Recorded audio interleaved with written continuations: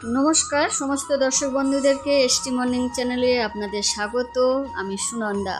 2025-এর স্নানযাত্রা কত তারিখে এবং শুভ সময়সূচি। পুরীর জগন্নাথ দেবের মন্দিরের প্রসাদকে মহাপ্রসাদ বলা হয় কেন? আপনার যদি ইচ্ছে ও ভক্তি থাকে শ্রী জগন্নাথ প্রভুর দর্শন করা, তাহলে কোন দিনে গিয়ে আপনি প্রভুর দর্শন করতে পারবেন? পুরী জগন্নাথ ধামে প্রধানমন্ত্রী ইন্দিরা গান্ধীকে কেন প্রবেশ করতে দেওয়া হয়নি, এই ভিডিওর মাধ্যমে আপনি জানতে পারবেন। আর আপনি যদি নতুন দর্শক বন্ধু হন, চ্যানেলটি সাবস্ক্রাইব করবেন, বন্ধুবান্ধবের কাছে অনেক অনেক শেয়ার করবেন।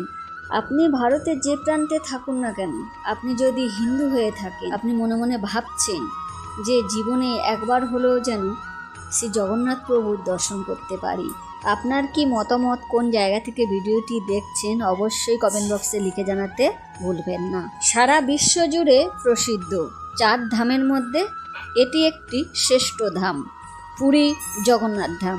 দেশ বিদেশ থেকে মানুষজন দর্শন করতে আসেন শ্রী জগন্নাথ প্রভুর। আপনি হয়তো জানেন না, সাল 1984 প্রধানমন্ত্রী ইন্দিরা গান্ধী শ্রী জগন্নাথ দেবের দর্শন করতে এসেছিলেন, কিন্তু মন্দিরে প্রবেশ করতে দেয়া হয়নি।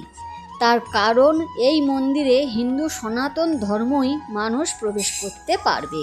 এই মন্দিরের প্রশাসন স্রেফ হিন্দু, শিখ আর জৈন বৌদ্ধ প্রবেশ করার অনুমতি দিয়ে থাকেন। মন্দিরের সামনে পরিষ্কার করে লেখা আছে 5 ভাষায়: ইংলিশ, হিন্দি, বাংলা, উড়িয়া ও উর্দু। প্রত্যেকটি মানুষ যাতে বুঝতে পারে তার নিজ নিজ ভাষায় মন্দিরের বিস্তারিত জানার জন্যে। ভারতের প্রধানমন্ত্রী হওয়া সত্ত্বেও মন্দিরে প্রবেশ করতে দেয়নি প্রশাসন। তার কারণ, উনি হিন্দু নয়, পারসি। সাল 2005-এ থাইল্যান্ডের রানী মন্দিরে প্রবেশ করার অনুমতি চেয়েছিলেন, কিন্তু প্রশাসন অনুমতি দেয়নি। সুইজারল্যান্ডে এক ব্যক্তি 2006-এ 1,78 লাখ টাকা দান করেছিলেন। ঈসাই হওয়ার জন্য প্রবেশ করার অনুমতি দেয়নি প্রশাসন। দর্শক বন্ধুরা, আপনারা হয়তো অনেকেই জেনে থাকবেন, কোনো মন্দিরের বিগ্রহ ভক্তদের দর্শন করতে বাইরে আসে না। ভক্তরা যায় ভগবানের দর্শন করতে মন্দিরের ভেতরে, কিন্তু জগন্নাথ প্রভু আসেন বছরে একবার ভক্তদের দর্শন দিতে মন্দিরের বাইরে।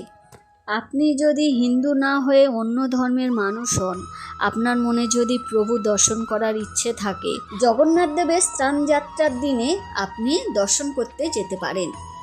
প্রত্যেক ভক্তরা এই দিনে দর্শন করতে যান, এতে কোনো রকম বাধা নেই। এবার জেনে নেব, প্রত্যেক মন্দিরের প্রসাদ বলা হয়, কিন্তু শ্রী জগন্নাথ প্রভুর মন্দিরের প্রসাদকে কেন মহাপ্রসাদ বলা হয়? তার কারণ, এই মহাপ্রসাদের মহিমা অনেক। এই রান্নাঘরের রহস্য জানলে আপনি অবাক হবেন। প্রভুর ভোগ প্রসাদ বানানোর জন্যে একসাথে একত্রিতভাবে 7টি হাঁড়ি একটির উপর একটি দিয়ে ভোগ প্রসাদ তৈরি করা হয়। যে হাঁড়িটিতে আগুন লাগছে সেই হাঁড়িটিতে কিন্তু আগে রান্না হয় না, সব থেকে উপরের হাঁড়িটি আগে রান্না হয়। সবার শেষে নিচের হাঁড়িটি, যে হাঁড়িটিতে আগুন লাগছে সেই হাঁড়িটির প্রসাদ সবার শেষে সম্পূর্ণ হয়। এই জগন্নাথ প্রভুর মন্দিরের রান্নাঘরে 1200 লোক কাজ করে থাকেন।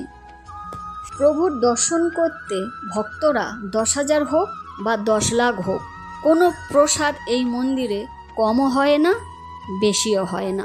এই কারণে জগন্নাথ প্রভুর মন্দিরের প্রসাদকে মহাপ্রসাদ বলা হয়।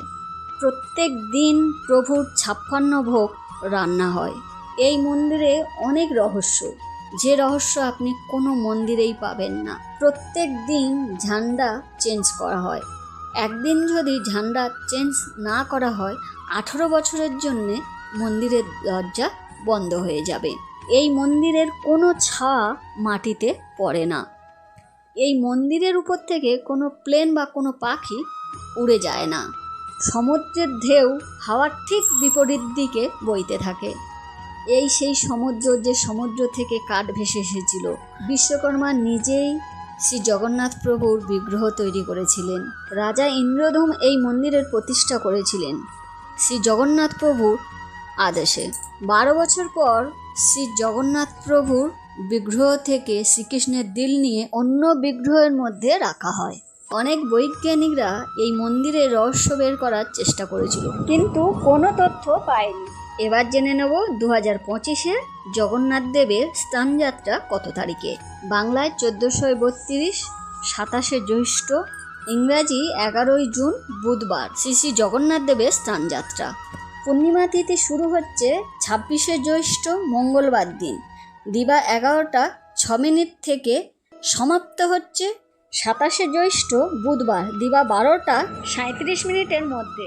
এই মন্দিরের দক্ষিণ দিকে একটি কুয়া আছে। এই কুয়াকে সোনা কুয়া বলা হয়। এই কুয়া থেকে 108 কলস জল নিয়ে শ্রী জগন্নাথ, সুভদ্রা ও বলরামকে স্নান করানো হয়। চন্দন, দুধ, গঙ্গাজল, ঘি, কেশর ও গোলাপ পাপড়ি দিয়ে সুগন্ধি কিছু মিশিয়ে একত্রিত করে শ্রী জগন্নাথ, বলরাম ও সুভদ্রাকে স্নান অভিষেক করাবেন। নতুন বস্ত্র পরিয়ে চন্দন দিয়ে তিলক কেটে ফুল ও তুলসী পাতা দিয়ে সুন্দর করে সাজিয়ে একটি নারকেলের মধ্যে ঘি কর্পূর দিয়ে আরতি করতে হবে। বিভিন্ন রকমের সাধ্যমতো রান্না করে ফল মিষ্টি দিয়ে পুজো সম্পূর্ণ করুন। শ্রী জগন্নাথ প্রভুর প্রিয় প্রসাদ কাঁঠাল। ঠাকুরমশাইয়ের কাছ থেকে জানতে পারলাম পূর্ণিমা স্নানযাত্রা নির্জলা উপোস না করলেও চলে। আজকের মতন এখানেই শেষ করলাম। এই জগন্নাথ মন্দিরের আরও কিছু রহস্য নিয়ে আপনাদের সাথে আলোচনা করব। অনুরোধ, ভিডিওটি ভালো লাগলে অবশ্যই লাইক ও সাবস্ক্রাইব করবেন। কমেন্ট বক্সে জয় জগন্নাথ লিখতে কিন্তু ভুলবেন না।